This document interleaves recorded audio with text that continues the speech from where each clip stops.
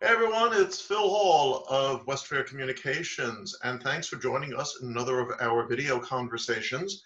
I'm very happy to have as my guest on today's show, Joe Guilderson. He's president of Corporate Audiovisual. And Joe, for the benefit of those who don't know you in the company, what is Corporate Audiovisual? Corporate Audiovisual is a company designed to help people with their live and virtual events. So usually we handle all the production from sound, video, and lighting to actual filming and then streaming now too. Wow, so what kind of a year has this been for you, considering what's been going on and so many shows being, live shows being canceled? This would probably be our most challenging year ever, to be very honest. You know, everything kind of came to an extreme halt very rapidly. Usually our spring season would be very busy, where we have hundreds of events. And in March, really, it was kind of like you're on a highway and you're doing like 65 miles an hour, and then you have to slam on the brakes and you just bounced off the windshield. I mean, it's literally, they all stopped, everybody canceled, and then we know what happened after that. When do you think the live events are going to start to come back? I'm aware of some trade associations that say they're going to be doing events in the fall, but a lot more have said no, they're not going to be considering it until 2021. That's also the impression that I get, is that we're looking at spring of 2021. It's kind of extended every month or so. The time period is extended a little bit more.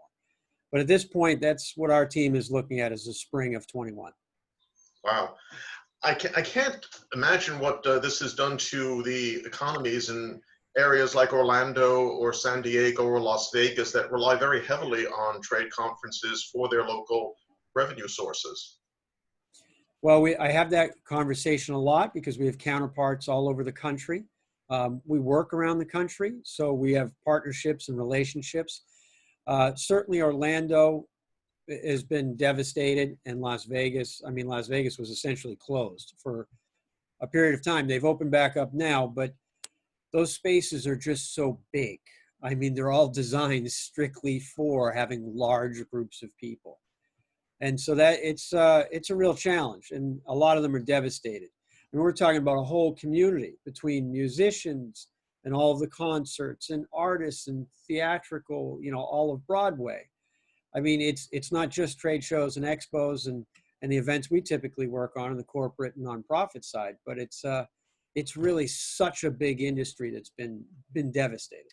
And all the auxiliary industries around it. Consider the taxi cabs and limousines. Consider the restaurants and bars around the convention centers or the shopping areas they're in. So it's a domino effect, a rather fatal domino effect.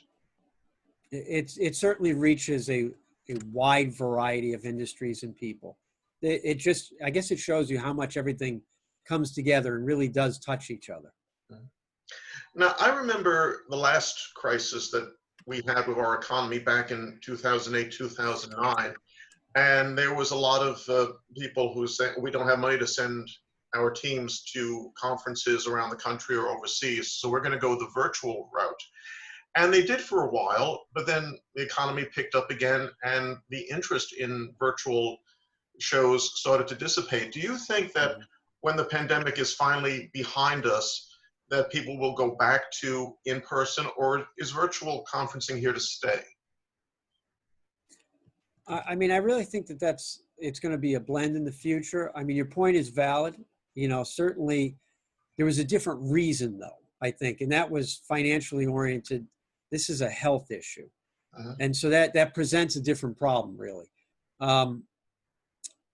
I mean, I think it's going to start out that there's going to be some sort of blending of the two, some sort of hybrid, as we're calling it, where there's smaller groups first, and then they really need to stream or send these things online as well. And then I think people will start to make decisions. I think that's the reality. Some events, I don't think they'll ever go back to being in person. Whereas other events, you can't replace the energy. That's different. When you get people together and the networking and the energy, that's almost irreplaceable. But I think it's going to be some sort of blend. Well, I would think the consumer-facing events certainly would go back to being in person. I can't imagine people doing Comic-Con out of San Diego as a virtual show. They want to be there dressed I up can't as either. Superman or Captain America. They're not going to go on their Zoom screen wearing their masks and capes.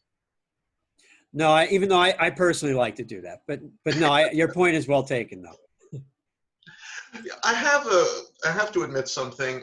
I've been to several virtual conferences this past spring and summer, and without naming names, because then I'll be blackballed from attending in the future, I found them to be monotonous. And part of the problem with the speakers they had, not everybody is bouncy and energetic.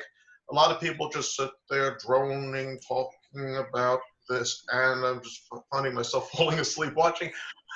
What advice can you give to people who want to host a virtual conference but not put their audience to sleep?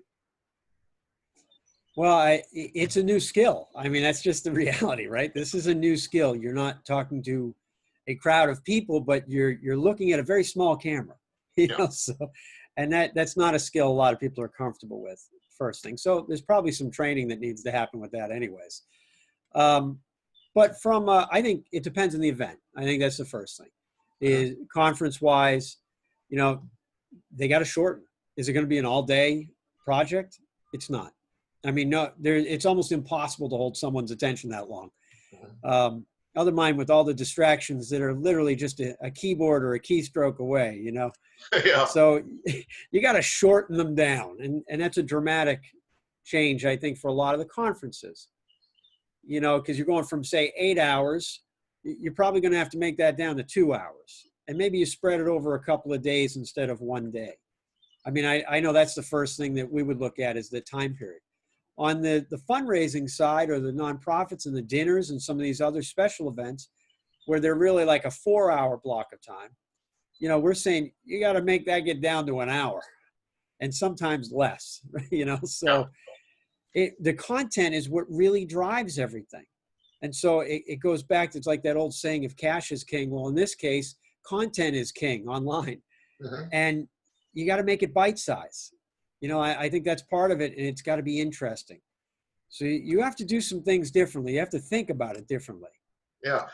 And I think you have to think on a hurry too, because as you mentioned that so many shows got canceled, and if they're going to be rescheduling it, then you have to throw it together with a lot more speed than goes into a traditional person-to-person conference.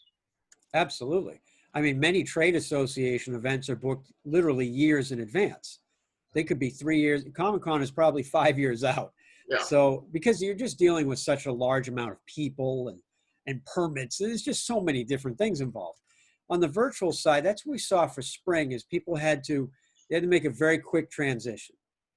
So fall is a little different because some people have had some time to think it through, and they've also seen some of those events maybe you saw as well. And they're saying we might have to make some adjustments here. We need it to be more interesting. Yeah. And they're playing with different ideas right now of how to do that, whether it's some sort of entertainment, it's some sort of, you know, they're dressing up their video reels and sizzle reels and adding a little more movement, but it's all in short bites. Yeah. I think that's really the key.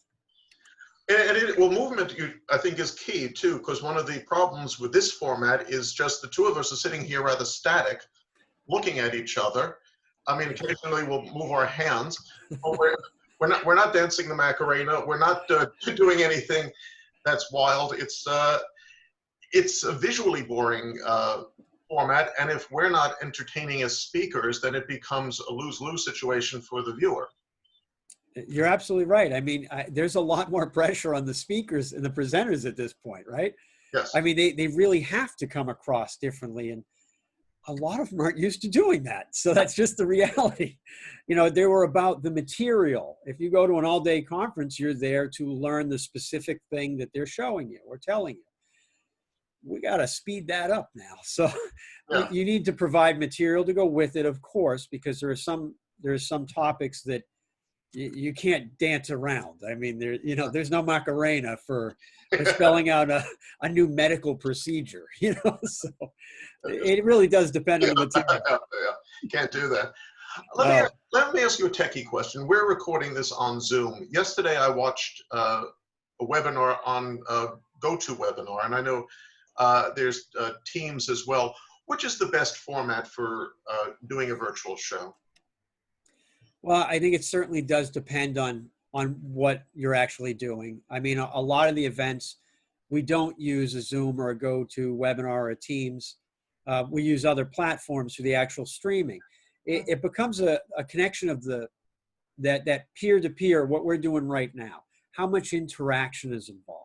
That's really the first thing. Do we need to see everyone? That's a major criteria, really, you know. But personally, I do favor one over the other. I'm not as familiar with GoToWebinar. I have a basic understanding of Teams, which the funny thing is that's built into probably 90% of corporate America's computers. They just don't realize it. And because they didn't have to do that before, but now they do. And it really does have some amazing features. But the fact that more people are comfortable using a Zoom, its features are very user-friendly. And what we're finding from the tech side is that we have to meet people halfway, because they really have control over their camera, their microphone, their lighting, which is tough for us to work with sometimes. So we have to meet them halfway. And so we're seeing Zoom kind of be the leader in that, because most people are comfortable, because they've done all of these virtual meetings, of hitting these 3 buttons, and they go, no, I know how to use it.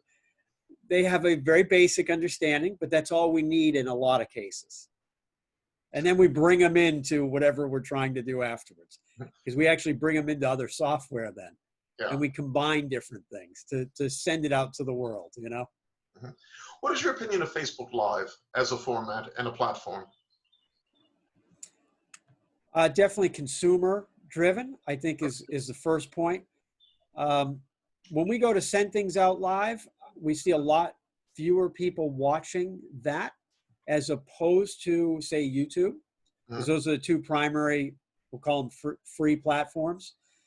However, the Facebook advantage, I think, is afterwards, is the fact that it lives on that Facebook page, and now people tend to go back and they reshare and they do it other ways. So I don't think the value is so much in the live, but in what's after live. You know, and that I think is actually the advantage with virtual events, between the data that you can, you receive, and how you market it, and the sponsorships, and the fact that it lives on kind of forever. You know, instead of we had 4 hours today, or we had 8 hours of one day, and that's what I remember. People are going back, and if there's parts they want to take out and look at, then that's what they're zooming in on. You know, no pun intended. But, okay. Talk to me for a minute about some of the hiccups that could occur.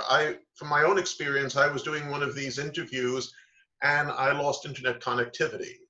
And so had to basically call the person I was interviewing and explain what happened. We had to reschedule to do it over. But beyond the loss of connection, what have been some of the more interesting problems that have arisen in this new virtual conference world?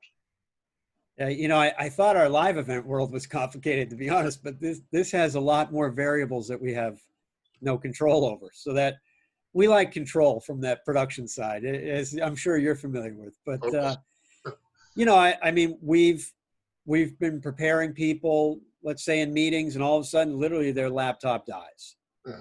So fortunately, they've actually had a second laptop someplace, which is unusual to begin with. But and then we got to bring them in, and then there's Safari has issues with some things, so the Mac users have this issue, and then someone who has Internet Explorer, well, nothing likes Internet Explorer, so that's so you're dealing with browsers, you're dealing with people's actual hardware.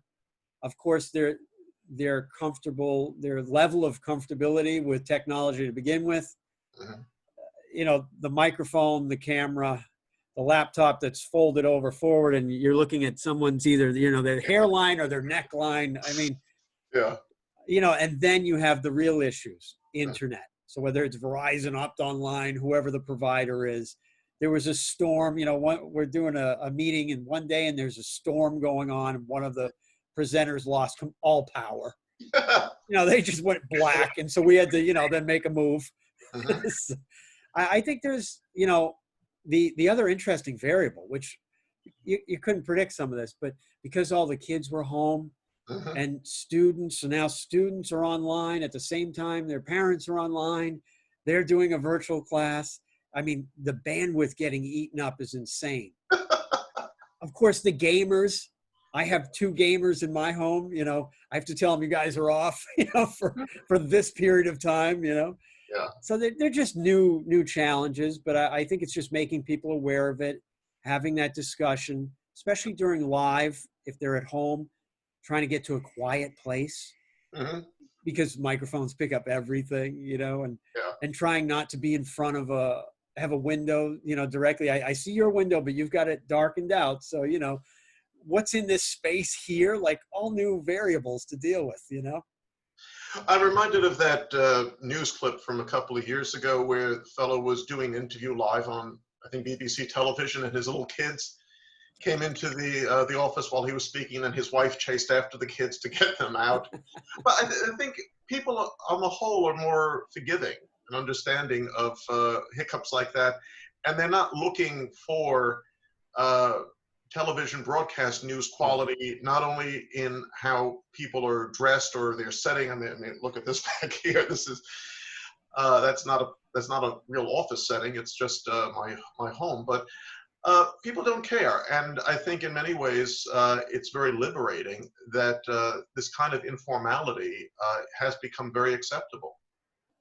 No, I agree with you there. It brings a human perspective in. I mean, it really does. And, we're seeing more of people's animals and their families. And honestly, it's kind of a nice thing. I mean, we're very much in a relationship business.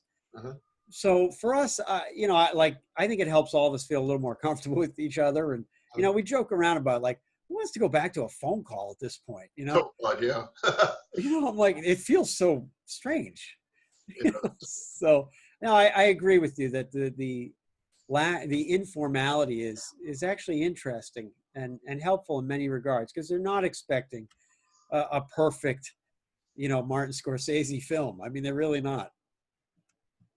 If we were to pick up this conversation 1 year from now, where do you think the conference industry is going to be? Will we be back to, I doubt full capacity, but maybe three-quarters of where we had been, or do you think it'll be still heavily into the virtual world?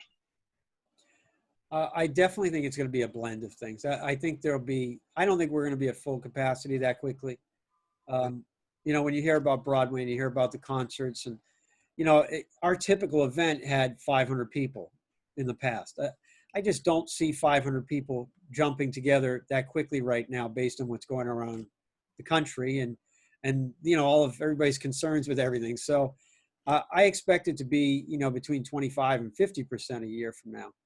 And then I think a lot of things will be virtual. Mhm. Again, I think it just depends on the material and the content.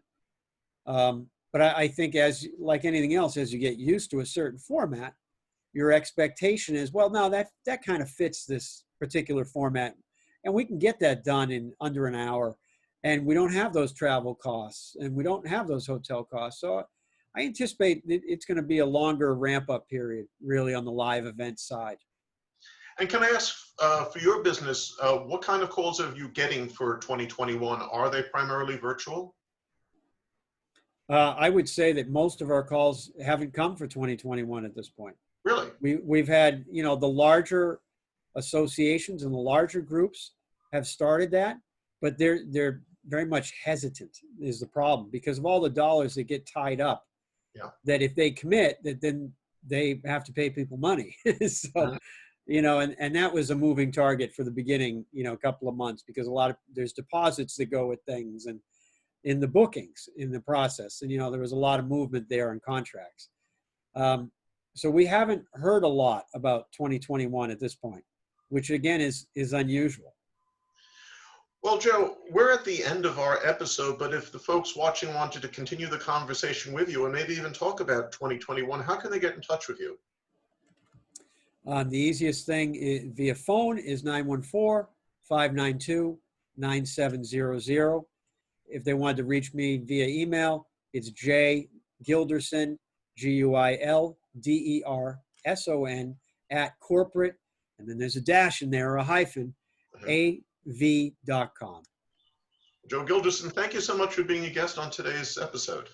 It was a pleasure, Phil. Thank you. And folks, we'll see you again next week. Take care.